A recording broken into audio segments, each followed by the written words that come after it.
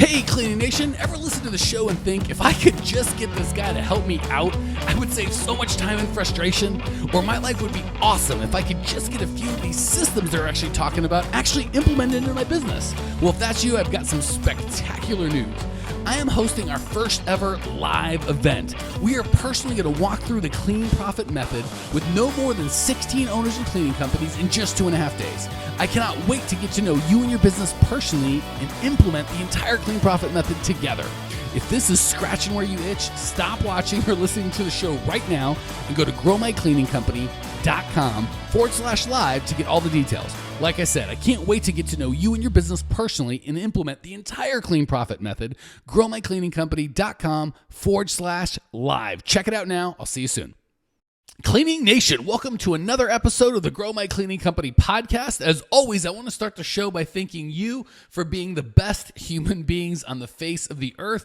As a community, Cleaning Nation, you guys are the best. You subscribe, you rate, you review, keep the good reviews coming on iTunes. You're all over the YouTube channel with comments, liking, and subscribing there. You all are amazing. Thank you. I continue putting out this show because of you. Today, we are chatting with Joshua Lee from At Ease Commercial Cleaning. At Ease has been serving the Northeast Ohio area with commercial cleaning services for just over a year. If you want to reach out to Joshua and his team, you can hold him at www.ateasecommercialcleaning.com. Joshua, welcome to the show.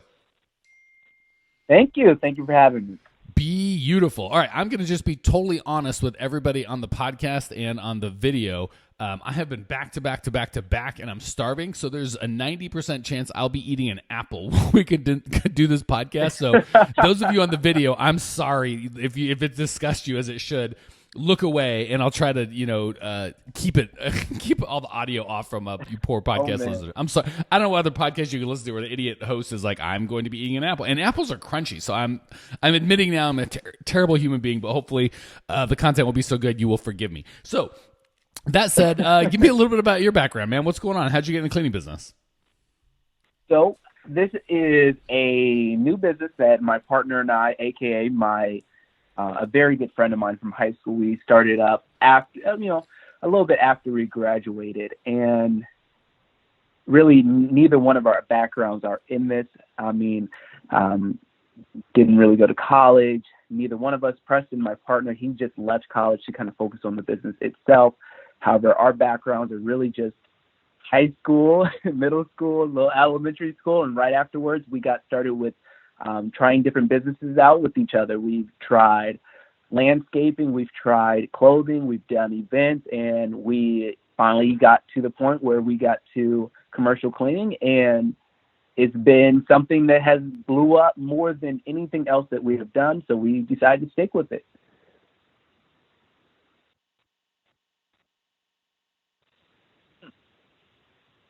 I would definitely say the fact that we kept going with it.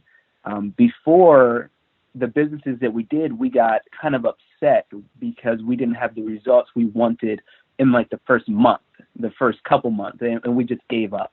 And truthfully, that's it. We just gave up. They might have been able to be successful. However, we just gave up too quickly. And fortunately for this one, when we started this, we got a good contract right away, and it kind of fueled us with that energy that we were like, you know what, this is actually something big that we can do. And the beautiful thing with commercial cleaning, we got into a contract and we get paid monthly. So it wasn't any more of that, not sure what we're going to do next week, not sure what we're going to do next month. Now we can kind of see. So before we jump into the coaching, how'd you get that first contract? I guarantee there's a lot of commercial folks out there wanting their first contract. How'd you get your first contract?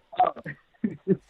It was totally handed to us, and I am not afraid to admit that. We actually worked, both of us in the past, we worked at a pizza shop, and the owner, we knew there was people coming in to clean for them, and this was, I left a few years earlier. My partner, Preston, he just recently left. However, we knew that they had commercial cleaners, and we knew that was the business we wanted to get into, so we pitched them. They had us on like a trial period for a number of months, and then eventually they said, you know what, you guys are the bomb. We accept you guys, and then we've been doing it for two of their locations ever since. So really, this one was just a stroke of luck. Like, it was handed to us. We didn't. So really first of all, get it. this wasn't handed to you at all. You had to know these people, right? They didn't hand it to you as you're sitting at home and strangers pound on your door and throw money your way and say, clean something. You built a business relationship with these people. And when you decided you wanted to get into commercial cleaning, you asked them for the business. And then when they gave you a trial, you did a good job. So I'm going to take away any of this. Okay. Well, at first, it's an excuse for everyone else listening. Oh, they just got lucky. No, they did not. They built relationships with other humans that had that were in a decision-making position for the business that you were in, and then you asked them for the business, and when they gave you a trial, you did a good job. So I'm going to totally disagree with it was handed to you and replace that with you built relationships, and then you leverage those relationships, and then you delivered on the goods, and now you have a job. That's how a lot of them work. So I want to encourage you in that. That's what happened. All right, cool. So what's going on in your world today that I can help you with, my friend? So my partner and I'm 21 years old. My partner's 22. We are young in comparison to the other people in our industry, and we find that our competitors are much older than we are, connecting with other business owners who are roughly their same age and would potentially be considered peers to them. And we just feel like we're at a disadvantage, one, being so young, two, being, this isn't our background. It's not like we know everything when it comes to cleaning. So sometimes we get questions that we truly just don't know how to answer. And, there's things that just come in our way just with our age and us being so new, wanting to compete with businesses that have been around longer than I've been alive. Okay, cool. God, I've got a lot to say on that. I'm actually going to expand it to a couple things. Because, I don't want people to tune out that are like, oh, I'm 47. I don't have that problem. So the question I'm going to answer is, how do you compete with people that are more experienced than you are, right? Whether it's years in the business, years on this earth, or in your case, both, right? Like everyone has more years on this earth and in this business. And right. To establish myself as a credible authority on this, I bought my first very small business. All my employees quit on the first day. For those of you that have been fans, I bought my very first business when I was 22 years old. It was a Service Master franchise, and not only was I 22, but I had a baby face and looked like I was about 7. So, and I felt very much the same way that you felt. And I compensate. I'm going to tell you the wrong answer, which is what I did, and then we'll tell you the right answer, which is what you can do. I overcompensated by trying to be super professional. I worked harder, which is a good thing, so that part you can do. But the trying to be super professional, act like I knew everything, and I went overly unprofessional, right? I wanted to put up this facade that I was crazy professional. What I should have done was lean into it. And let me tell you how, and it's so funny that my only job I really had other than a waiter was as a car salesperson when I was 19 to 21, and then I quit that job, which I was doing very well at, to start a business because I wanted to be an entrepreneur. So as a young guy, I quickly learned, like, I had never even bought a car at a car dealership, right? These guys were all older and smarter than I. They'd bought 7 cars, and I had bought no cars, right? And I was new. I didn't know anything about it. So I quickly learned to lean into it, right? Instead of trying to act smart and be like, hey, let me tell you everything about this car because I'm the expert, I went the opposite way and said, hey, I'm young and dumb, and I'm just this car salesman, and you probably know more about cars than I know. So I'm just here to help you, but you're the genius. Not as some sort of ploy, but because that was the reality. I could pretend I was smart, but I wasn't. And after a while, you sell 10 cars a month. After a year, you sold 100 cars. So I actually did know what I was talking about. But hey, you're smart and I'm dumb worked so well. I just and again, I didn't lie or anything. But I just made them be the hero. They were the smart ones, right? And I was okay being dumb. And they kind of, metaphorically put their arm around me like, all right, son, let me show you how this works. And I said, okay, boss, you show me how this thing works. Even, after a while, I knew how it worked, but they felt good getting to be the smart person, and I was totally comfortable enough to be the dumb person. And that worked out well. They liked buying from someone that looked up to them. And again, even if that, once I did know more about car, at least, buying and selling cars than they did, they still knew more about life. So a lot of these guys, I'd be interested. What do you do for a living? How do you make that much money? Is that, how's it? I would just listen and let them be the experts. And they loved me. And I did very, very well being dumb. And then somehow when I put on the entrepreneurial hat, I lost my dang mind and thought that for some reason wouldn't work. And I had to act all professional, like I was as smart as everybody. And I wasn't. What I should have done is just leaned into it and said, hey, I'm new to this business. I'm new to life. I'm 21 years old. I don't know, my butt from a hole in the ground, but no one's going to outwork me. And I'll tell you the truth. And if you'll help me through this, I'll be the best guy you ever hired. That's very appealing, right? Everybody in their life is going to be like, listen to me, I'm smart. Shut up and let me help you. And people don't like that. People like feeling smart and important and looked up to. So if you make them feel, and again, you have to be sincere, right? If you start manipulating people, that's not effective. But if you're just transparent and say, I don't know nothing about nothing. I know I'm passionate about this business and I desperately want to do well. And I know the only way I'm going to do well is to make you deliriously, ridiculously, stupidly happy. So you tell me how I can do that, as long as it's fair and ethical and, you can't pay me a nickel to work 100 hours a week. But as long as you're fair with me, I'll bust my hump to make sure that you are the happiest guy in the world. Is that a fair deal? And you just call it like it is. There's other guys that are smarter, probably better looking, maybe taller. They certainly know more than I do. But here's what I have to offer. And I think you'll find that to be very compelling, as opposed to pretending like I did, which is so stupid. I don't say to be a know-it-all, but to pretend like I was super professional and knew what the heck I was talking about when I didn't. Is that, you picking up any of that? I picked all of that, and I love all of that. Hey, Cleaning Nation, are you enjoying the show? Want to go from listening to doing? If you're committed to making this the year that you kick your company into hypergrowth and actually start implementing all the systems that I coach on this show that will allow you to work on your business instead of in it, go to growmycleaningcompany.com/live to get all the details on our upcoming live event. I'm going to personally walk you and 15 other entrepreneurs through the entire Clean Profit method in just 2.5 days. growmycleaningcompany.com/live. Check it out now. I'll see you soon. And I'm telling you, if you lean into it, it's fun, right? Because you don't have to have this pressure of, I got to be professional. And when you do that and someone asks you the question that you don't know the answer to, I'll give you the answer. Gosh, Joshua, that's a really good question. If I was smarter, I would know the answer, but I'm not. But I promise you, give me an hour or two, I'm going to find out and call you back. And they're not going to, oh, how dare you? I need an encyclopedia. You must know everything about cleaning off the top of your head. That's insane. They don't expect that. And I'll tell you, they buy from people they know, like, and trust. They know, like, and trust you when they feel comfortable with you. And when you're trying to spout off, well, you're going to need to use your CRL cleaner with this, and because, the MSDS sheets are over here, and you start acting like a big smarty, and they don't know what they're doing. They don't know what's going on. They feel uncomfortable. They want to get rid of you. But when you go, gosh, Josh, that's a great question. I don't know nothing. Would you throw me out of my ear if I just said, I don't know, but I'll get the answer for you? You're not going to be like, yeah, I'm going to throw you out in your ear. I hate you. You're going to go, what a nice guy. This guy's being honest with me. So lean into it. That's the first piece. Second piece is, you would be shocked at how little people think about you and how much they think about them. So if you just, and again, this kind of ties into what we were saying before. If you just, they really, before I was married, I dated this gal that was crazy good looking, and she was a lawyer, and she said something that, this is like over 10 years ago, I still remember it.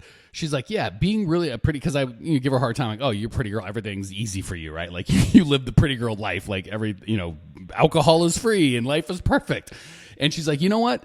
I found being good looking will get you that first conversation, but that's it. After that, that you get treated just like everybody else, right? If someone, she was a criminal lawyer, so if someone's looking to keep them out of jail, they might go, oh, hey, this is an attractive woman, and sure, it'll help a conversation. She's like, I can have more conversations with people. I walk into an office, people are like, hey, I'll talk to you. But after that, they're like, what can you do for me? Like, it's over. You're going to have that same thing when they first talk to you on the phone or see you face to face. They might go, oh, wow, you're a lot younger than I expected, and then it's it. That's it. It's not going to hurt you. That's that, right? Like, oh, you're a pretty girl. Oh, you're 6'7". Oh, you're whatever. There's a surprise, right? They didn't expect it. And then they're going to go based on how you act. And so again, how they're going to go on how you can act is, can this person help me? So if you're trying to sell your brain surgery services, we're going to have a problem, right? You do need to be experienced, because you can't be like, I don't know anything about the brain, Mike, but You let me cut your head open, I promise I'll work my tail off. That's not going to work, right? I'm going to pass with you, and I'm going to go with an old guy that's done 100 of these. But luckily, we're not in the brain surgery business. We're in the service business. Your job is to make people feel good about themselves. So they're not looking at you as this guy's young or he's stupid or how long have you been in business. All they're looking at is, can you help me? I have a pain. A, do you understand it? And B, if you do understand it, B, can you solve it? And if they feel like, yes, you understand their pain, and trust me, if they know that you understand their pain, they believe that you can solve it. You don't even have to tell them they can solve it. Just by demonstrating you understand their pain better than anybody else, they are going to assume that you can solve it. So as long as that's your communication, I am here to help you. I understand, and that's why niches are good, right? If you do restaurants, you're going to say, hey, you want you want to make sure that you're compliant with whoever comes in and inspects restaurants. You want to make sure your clients never leave early or buy less food because it's disgusting or smells bad. Like, you're going to know what their specific pain is. And just by virtue of you knowing their pain better than anyone else they talk to, they don't care if that guy's been doing this for 20 years. You've been doing it for 20 minutes. If you understand my pain better than that guy, I'm going with you. I don't care about your age. I don't care about your experience. I don't care if you're a good looking girl. All I care about is, do you understand my pain, and can you and will you solve it at a price I can afford? So as long as you get to set the stage for that conversation around that, I know your pain and I'm going to take care of it and work my tail off harder than anyone else you're ever going to meet. Very compelling. Questions, comments, or rude remarks before we move on? I don't know how you do it, but you nailed it. That answered my question so well. Thank you. Beautiful, man. I'm glad I could help. And I'll tell you how I do it. I asked a lot of stupid questions for about 20 years and made a bunch of mistakes.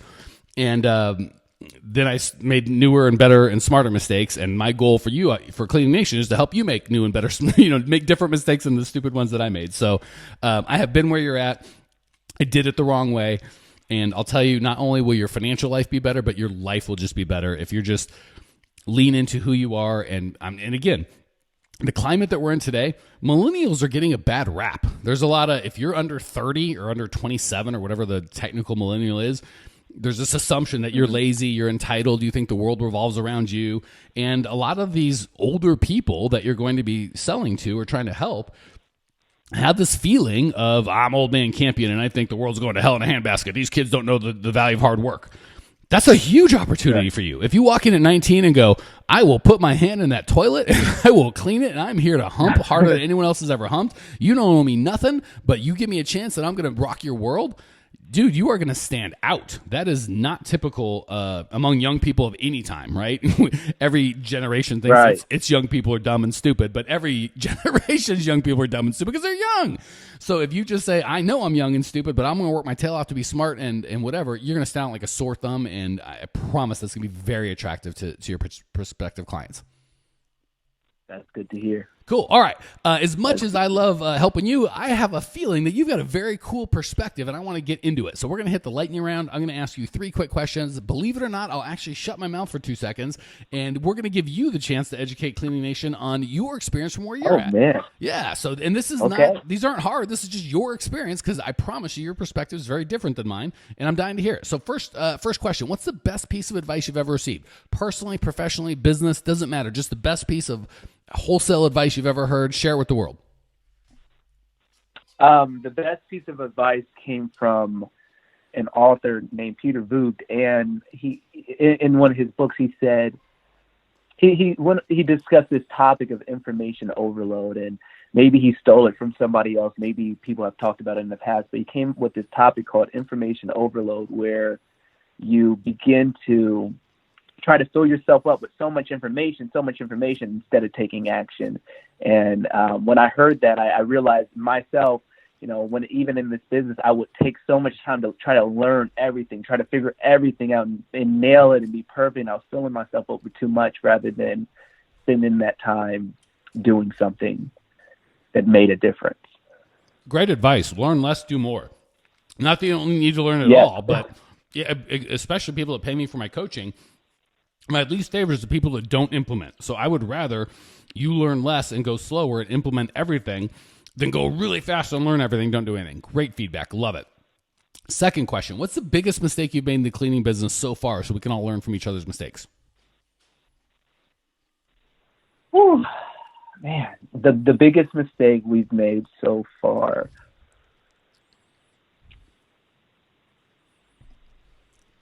I would say our biggest mistake so far has been not really being smart with what we did with our money. Sometimes there's been many times where we spend our money to do things for clients. I'm not saying not to do things for clients, but sometimes we just did stuff that just put us at a financial loss just to kind of make clients happy and do services they didn't even ask for in the first place. And I know it sounds ridiculous, but in my example would be, buying a floor scrubber to clean the restaurant that didn't even want their floor scrubbed that way. They just wanted us to come and mop, and we thought we were, doing something awesome for them, and it just kind of put more stress on us. And I don't know, that just thinking back, those kind of mistakes were our biggest ones. When, we were trying to fix something that was not broken, I guess you can say. I got to give you some feedback. First of all, that's very astute observation for a guy your age. I love that you picked that up. Second of all, I love where your heart's at. If you're going to fail on the side of, I was working so hard to please my customers, do a good job, and we went too far. I love that. That long term, that's going to pay off. So I'm not saying like, don't keep doing that. I am saying your heart's in the right spot. You're heading the right direction. You're going to figure it out. I love that, and that's great feedback. And I love that you're just like, I love people who are transparent. My least favorite answer is, I don't know, I haven't made any mistakes. My best answer is, I make 47 mistakes this morning before noon. What's the best one? And I love that you're just open. So your attitude is going to serve you well, my friend. All right, last question. What's one idea, something easy to implement? Could be big or small. Could be make your bed every morning. It doesn't have to be anything life-shattering. It just has to be something easy to implement that Cleaning Nation can put into practice right now as soon as the show ends that will make their life or their business just a little bit better. It's the one that my partner and I were working on right now, is to take action daily. There's days and there's weeks. I mean, I work full time still, and my partner, he's the one who has the freedom to be doing the business full time. But one of the things that we find ourselves in is not taking action every single day. And once we start taking action daily and we start setting goals, and him and I, we message each other back and forth, say, okay, this is what I'm going to do today. These are the things that need to get done. And we make sure they get done every single day we do that. And I mean, it really gets the ball moving. It really gets some momentum going, and we love it. You are wise beyond your years, my friend. Just take a little bit of action every day is some of the most profound advice I've heard, and I get a lot of advice. All right, Joshua, thank you for joining us. Thank you for sharing your passion, your story, your desire to grow. I appreciate you. I know Cleaning Nation appreciates you. Cleaning Nation, if you want to check out Joshua's show notes page and the special video I just made for you, there's a bunch of free training. Go to growmycleaningcompany.com. Check it out. I'll see you there. Congratulations! You are now 16% smarter. Still can't get enough cleaning goodness? Go to www.growmycleaningcompany.com for more of the good stuff. Ever want to be rich and famous? Owners of cleaning companies, as well as industry experts, can apply to be featured on the show by emailing our producer Natalie at support@growmycleaningcompany.com. Until then, don't miss out on all the latest cleaning industry lovin' at www.growmycleaningcompany.com. Check it out now.